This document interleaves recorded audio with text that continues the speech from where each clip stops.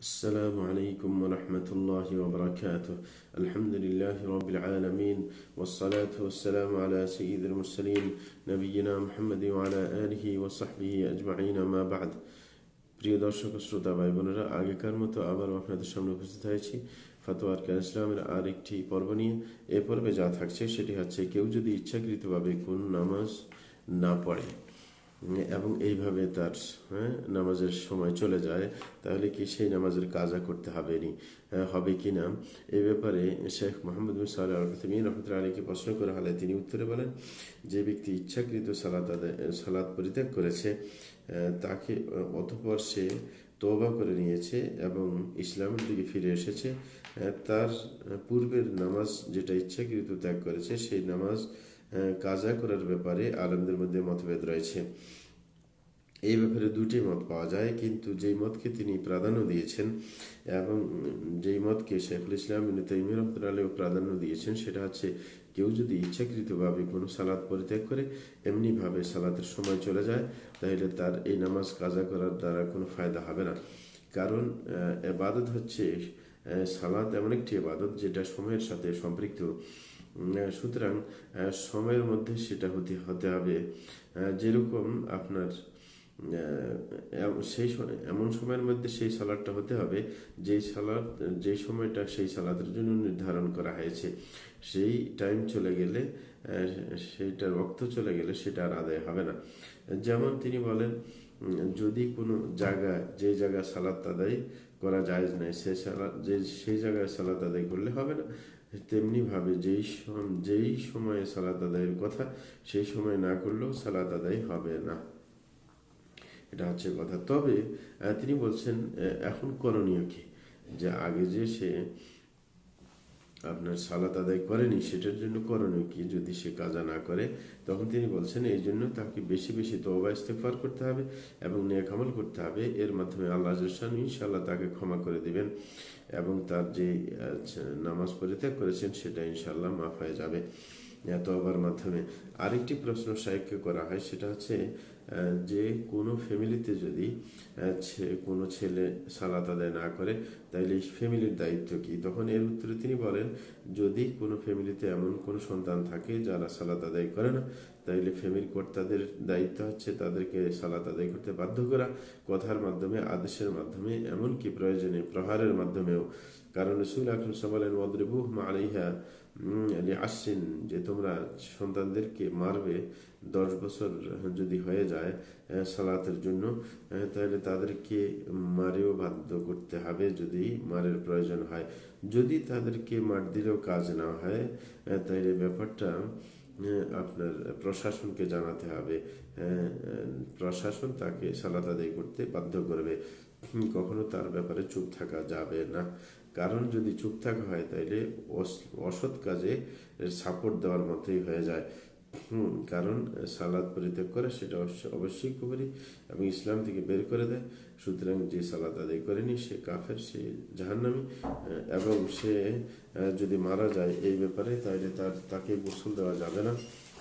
1 minute আমি একটু করে নিই।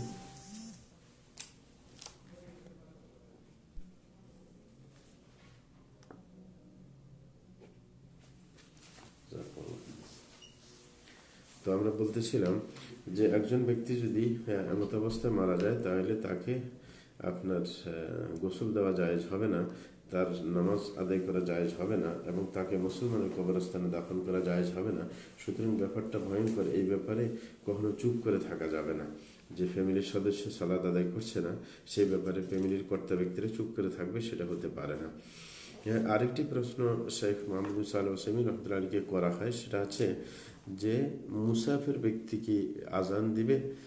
মুসাফির ব্যক্তির আজানের বিধান কি? তখন এর উত্তরে তিনি বলেন, এই মাসালাটাও হচ্ছে আপনার দ্বন্দ্বপূর্ণ মাসালা। তবে এই ক্ষেত্রে আপনার সঠিক মত হচ্ছে যে মুসাফির ব্যক্তি আজান দিবে। এটা হচ্ছে আসল মত।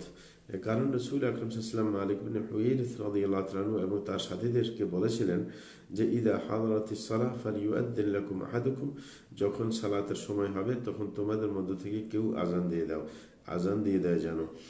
এবং তারা কিন্তু রসুল আকরাম সাল্লাল্লাহু আলাইহি ওয়াসাল্লামের কাছে এসেছিল, তাদের এলাকা থেকে মুসাফির অবস্থায় তারা ছিল, যখন তাদেরকে এই আদেশ করেছেন তাইলে বোঝা গেছে মুসাফির ব্যক্তিও আপনার আজান দেবে। আরেকটা কথা হচ্ছে যে রসুল আকরাম সাল্লাল্লাহু আলাইহি ওয়াসাল্লাম কখনো নিজের আমল থেকেও প্রমাণিত যে কখনো তিনি আজান একামত ছাড়েননি নামাজের জন্য, চাই তিনি নিজের এলাকায় থাকেন না কেন অথবা সফররত অবস্থায় থাকেন না কেন। সফররত অবস্থাও তিনি বেলালকে আজানের জন্য আদেশ করতেন এবং বেলাল রাদিয়াল্লাহু তাআলা আজান দিতেন, এভাবে সালাত আদায় করা হতো। তাহলে এ থেকে বোঝা যায় একজন মুসাফির যদি কেউ হয়, মুসাফিরদের কোনো দল থাকে, তারা যদি পারস্পরিক সালাত আদায় করতে যায় তাদেরকে আজান দিতে হবে। আরেকটি প্রশ্ন শাইখকে করা হয়, সেটা হচ্ছে যে একজন একাকী সালাত যিনি আদায় করছেন তার আজান একামতের বিধান কি? তখন এর উত্তরে তিনি বলেন যে আজান একামত মুনফারিদের ব্যাপারে, যে একা সালাত আদায় করছেন তার জন্য হচ্ছে আজান একামত সুন্নত, এটা তার জন্য ওয়াজিব নয়, মানে সে আজান একামত দিতে বাধ্য নয়। কারণ তার কাছে এমন কোনো ব্যক্তি নেই যাকে আজানের মাধ্যমে সে আহ্বান করবে।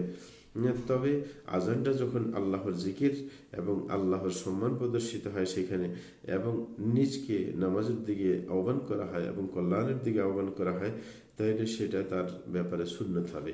অর্থাৎ একাকী সালাত পড়লে সে যদি আজান একামত দিতে চায় তাহলে দিতে পারে, সেটা তার জন্য সুন্নত।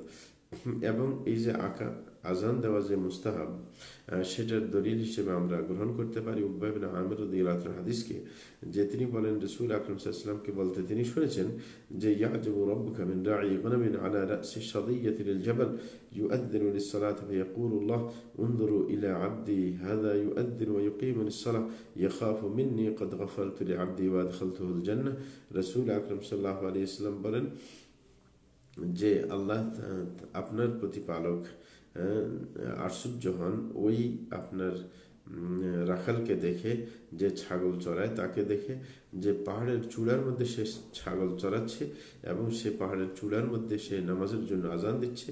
তখন আল্লাহ শানহু তার ব্যাপারে বলেন যে তোমরা দেখো, ফেরেশতাদেরকে উদ্দেশ্য করে বলেন যে তোমরা আমার এই বান্দার দিকে দেখো, সে আজান দিচ্ছে এবং সালাতের একামত দিচ্ছে এবং সালাত আদায় করছে, সে আমাকে ভয় করছে, আমি তাকে ক্ষমা করে দিলাম এবং তাকে জান্নাত দিয়ে দিলাম। তো সুতরাং এই ক্ষেত্রে যখন একজন রাখালের ব্যাপারে রাসূল আকরাম সাল্লাল্লাহু আলাইহি ওয়াসাল্লাম এরকম বলেছেন, তখন এর থেকে বোঝা যায় যে একাকী যিনি থাকেন তিনিও আজান দিলে দিতে পারেন। সেটা আল্লাহ শানু তার ব্যাপারে ফেরেশতাদের সাথে আলোচনা করেন, আশ্চর্য হন। আরেকটি প্রশ্ন শেখ মোহাম্মদ সালেহ আল উসাইমিন রাহমাতুল্লাহি আলাইহি বলা হয়েছে যে কোনো ব্যক্তি যদি জোহর আসর একসাথে পড়ে তাইলে কি প্রত্যেক নামাজের জন্য তাকে একামত দিতে হবে? এবং এর পাশাপাশি আরেকটা প্রশ্ন যে নফল নামাজের কি একামত হয়? তখন এর উত্তরে তিনি বলেন প্রত্যেক নামাজ যদি কেউ জোহর আসর একসাথে পড়ে তাইলে প্রত্যেক নামাজের জন্য একামত দিতে হবে। যেমন হযরত জাবের রাদিয়াল্লাহু তাআলা থেকে হাদিস পাওয়া যায়, তিনি নবী সাল্লাল্লাহু আলাইহি ওয়াসাল্লামের হজের বর্ণনা দিতে গিয়ে বলেন যে যখন মুজদালিফার মধ্যে তিনি মাগরিব, রাসূল আকরাম সাল্লাল্লাহু আলাইহি ওয়াসাল্লাম মাগরিব এবং এশার নামাজ পড়েছিলেন, সেই সম্পর্কে বলতে গিয়ে তিনি বলেন যে আকামা ফাসাল্লাল মাগরিব, যে একামত দেওয়া হলে রাসূল আকরাম সাল্লাল্লাহু আলাইহি ওয়াসাল্লাম মাগরিবের সালাত আদায় করেন, থুম্মা আকামা ফাসাল্লাল ইশা ওয়া লাম ইউসাব্বিহ বাইনাহুমা, এরপর যখন একামত দেওয়া হয় তখন তিনি এশার সালাত আদায় করেন এবং এর মাঝে কোনো নফল নামাজ পড়েননি। তাইলে বোঝা গেছে যে দুই নামাজ যদি একত্রে পড়া হয়, দুইটি ফরজ নামাজ, তাইলে দুইটার জন্যই ভিন্ন ভিন্ন একামত হবে। তবে নফল নামাজের জন্য কোনো একামত হবে না, কারণ সেখানে কাউকে আহ্বান করা হচ্ছে না। আরেকটি প্রশ্ন করা হচ্ছে শেখ মোহাম্মদ বিন সালেহ আল উসাইমিন রাহমাতুল্লাহি আলাইহি যে আসসালাতু খায়রুম মিনান নাওম, যে এই বাক্যটা যা আজানের মধ্যে বিশেষ করে ফজরের আজানে বলা হয়, এটা কি প্রথম আজানে বলতে হবে নাকি দ্বিতীয় আজানে বলতে হবে? তখন এর উত্তরে তিনি বলেন যে আসসালাতু খায়রুম মিনান নাওম, যে বাক্যটা আজানের, এটা প্রথম আজানে দিতে হবে। তবে প্রথম আজান নিয়ে কথা আছে, সামনে একটু পরেই বোঝা যাবে। যে হাদিসের মধ্যে রাসূল আকরাম সাল্লাল্লাহু আলাইহি ওয়াসাল্লাম বলেন ফাইদা আযানতা আযান আস-সুবহিল আউয়াল ফাকুল আস-সালাতু খায়রুম মিনান নাওম, যে তিনি আদেশ করেন সাহাবীকে যে যখন তুমি ফজরের আজান দিবে প্রথম আজান, তখন বলবে আস-সালাতু খায়রুম মিনান নাওম। তাইলে এটা প্রথম আজানের মধ্যে, দ্বিতীয় আজানের মধ্যে নয় আস-সালাতু খায়রুম মিনান নাওমটা। তবে আমাদেরকে জানতে হবে যে প্রথম আজানে, হাদিসে যে প্রথম আজানে as-সালাতু খায়রুম মিনান নাওম বলতে বলা হয়েছে, এই প্রথম আজান বলতে কোন আজানকে বোঝানো হয় সেটা বোঝানো দরকার আছে। কারণ ফজরের মধ্যে আপনার আজান সাধারণত আরব দেশে দুইটা হয়। সুতরাং কোন আজানকে প্রথম আজান বলা হচ্ছে এবং কোন আজানে আসসালাত খায়রুম মিনান নাওম বলতে বলা হয়েছে। হ্যাঁ, তখন তিনি বলছেন এই হাদিসের মধ্যে যে আজানের কথা বলা হয়েছে সেটা হচ্ছে আজানের সময় হওয়ার পরের আজান, মানে ফজরের যখন আজান হয়ে যাবে সেই আজানটা হচ্ছে প্রথম আজান। আর দ্বিতীয় আজান বোঝানো হচ্ছে একামতকে, কারণ একামতটাকেও কোন কোন হাদিসে আজান বলে আখ্যায়িত করা হয়েছে। যে রাসূল আকরাম বলেন বাইনা কুল্লি আযানাইনি সালাহ, যে দুই আজানের মাঝে নামাজ আছে, সেখানে দুই আজান বলতে আজান একামতকে বোঝানো হয়েছে। এখন কথা হচ্ছে যে আরেকটি আজান কিন্তু আছে আরব দেশে, সেটাকে কিন্তু তৃতীয় আজান বলা হয়। যেমন সহিহ বুখারীর মধ্যে এসেছে যে আমিরুল মুমিনিন ওসমান ইবনে আফফান রাদিয়াল্লাহু তাআলা আনহু জুমার মধ্যে তৃতীয় আজান চালু করেছেন, অথচ সেটা প্রথমে দেওয়া হয় কিন্তু এটাকে তৃতীয় আজান বলা হয়। হ্যাঁ, তাইলে ফজরের ক্ষেত্রে একই কথা, যেই ফজরের ওয়াক্ত আসার আগে যে আজান দেওয়া হয় এটাকে তৃতীয় আজান বলা যেতে পারে, যদি আপনার দ্বিতীয় আজান ওই একামতকে ধরা হয়। সুতরাং কথা যেটা সেটা হচ্ছে যে বেলাল রাদিয়াল্লাহু তাআলা আনহু যে আপনার আজান দিতেন ফজরের, মানে টাইম আসার আগে, সেটা কোনো আপনার প্রথম আজান নয়, কারণ সেটা নামাজের টাইমের ভিতরে না, এটা বাইরে। এটা হচ্ছে কথা। তাইলে আজানের সময় আসলেই সেই আজানের মধ্যেই প্রথম এই আসসালাতু খায়রুম মিনান নাওমটা বলা হবে। এটাই হচ্ছে কথা। তাইলে আগের যে আজানটা, ফজরের আজানের আগে যেটা আরব দেশে দেওয়া হয় সেটা আসলে ফজরের আজান না। সেটা যদিও মানুষের ফজরের আজান বলে আপনার উল্লেখ করে, কিন্তু আসলে হচ্ছে এটা ফজরের আজান না। কারণ ফজরের আজান কিভাবে হবে, তখনও তো ফজরের সালাতের সময় হয়নি, বরং এটাকে আপনার শেষ রাত্রের আজান বলা হতে পারে। কেন? রাসূল আকরাম সাল্লাল্লাহু আলাইহি হাদিসের মধ্যে বলেন ইন্না বিলালান ইউআযযিনু বিলাইলিন লিইউখিযা নাঈমাকুম ওয়া ইয়ারজিআ কাঈমুকুম। বলা হচ্ছে যে যে বিলাল আজান দেয় রাত্রিবেলায়, যেন তোমাদের মধ্যে যারা ঘুমন্ত অবস্থায় আছে সে যেন জাগতে পারে, এবং তোমাদের মধ্যে যারা সালাত আদায় করছেন তারা যেন ফিরে যেতে পারে, তারা ফিরে গিয়ে হয়তো বা সেরে খাবে বা ইত্যাদি। এই জন্য আপনার কি করা, আজান দেওয়া। তাইলে এই বেলাল রাদিয়াল্লাহু আনহু যে আজানটা দিতেন, আর দ্বিতীয় আজান যেটা বলা হয় অথচ সেটাই প্রথম আজান যেটা আব্দুল্লাহ ইবনে উম্মে মাকতুম রাদিয়াল্লাহু আনহু দিতেন, সেটা হচ্ছে আসল ফজরের আজান। তাইলে বিলাল রাদিয়াল্লাহু আজান সেটা ছিল নামাজের আগে, সেটা হচ্ছে রাত্রিবেলার আজান, সেটা হচ্ছে আসল কথা। এবং রাসূল আকরাম সাল্লাল্লাহু আলাইহি ওয়াসাল্লাম মালিক ইবনে হুওয়াইরিস রাদিয়াল্লাহু আনহুকে বলেছিলেন ইযা হাদারাতিস সালাহ ফালিউআদ্দিন লাকুম আহাদুকুম, যে যখন নামাজের সময় হয় তাহলে যেন তোমাদের কেউ আজান দেয়। এর থেকে বোঝা গেছে যে নামাজের সময় হইলে তখন সত্যিকার অর্থে আজান হয়ে থাকে। তাইলে ফজর সময় হওয়ার আগে যে আজানটা সেটা ফজরের আজান নয়, এটা হচ্ছে আসল বোঝার বিষয়। এই কারণে সেটাকে তৃতীয় আজান বলা যেতে পারে, যেরকম হযরত ওসমানের আমল থেকে বোঝা যায় যে আপনার জুমার ক্ষেত্রে তৃতীয় আজান যখন বলা হয় সে একইভাবে বলা যেতে পারে, অথবা রাত শেষ রাতের আজান বলা যেতে পারে। এটা হচ্ছে কথা। আবার কেউ কেউ বলেন যে না, সেই আজানের মধ্যেও যেটাকে আপনি তৃতীয় আজান বলেন, অথবা মানুষের কথা অনুযায়ী প্রথম আজান বলেন, যেটা রাত্রিবেলায় দেওয়া হয়, যে কোনো কোনো আলেম এটাও বলেছেন যে সেটার মধ্যে আসসালাতু খায়রুম মিনান নাওম বলা যাবে। হ্যাঁ, তাদের কথা হচ্ছে যে তারা বলেন যে আসসালাতু খায়রুম মিনান নাওম, যে খায়ের শব্দটা, হ্যাঁ, এটা আপনার উত্তম বোঝায়। হ্যাঁ, তাইলে সেটা আপনার নামাজটা ফরজও হতে পারে, নফলও হতে পারে, কোনো সমস্যা নেই। রাত্রিবেলায় যে বেলাল রাদিয়াল্লাহু আনহু আজান দিতেন, এখনো যে আজান দেওয়া হয় আরব দেশে, তাহলে সেটা তাহাজ্জুদের জন্য আজান দেওয়া, যারা ঘুমন্ত অবস্থায় আছে তাদেরকে সেটার দিকে ডাকা, সেটাও তো কল্যাণকর। হ্যাঁ, সুতরাং সেই হিসেবে সেটা যদি কল্যাণকর হয়ে থাকে তাহলে এই বাক্যের অর্থ তো ভুল হচ্ছে না। এই কারণে সেই আজানও আসসালাতু খায়রুম মিনান নাওম বলা যাবে কারোর ধারণা অনুযায়ী। কিন্তু সাধারণত খায়ের ব্যবহার হয় কিন্তু আপনার ফরজের ক্ষেত্রে, যেটা শায়খ বলছিলেন যে কোরআন মাজিদের মধ্যে আল্লাহ জাল্লা শানহু বলেন ইয়া আইয়ুহাল্লাযীনা আমানু হাল আদুল্লুকুম আলা তিজারাতিন তুনজিকুম মিন আযাবিন আলীম তুমিনুনা বিল্লাহি ওয়া রাসূলিহি ওয়া তুজাহিদুনা ফি সাবিলিল্লাহি বিআমওয়ালিকুম ওয়া আনফুসিকুম যালিকুম খায়রুল লাকুম ইন কুনতুম তা'লামুন।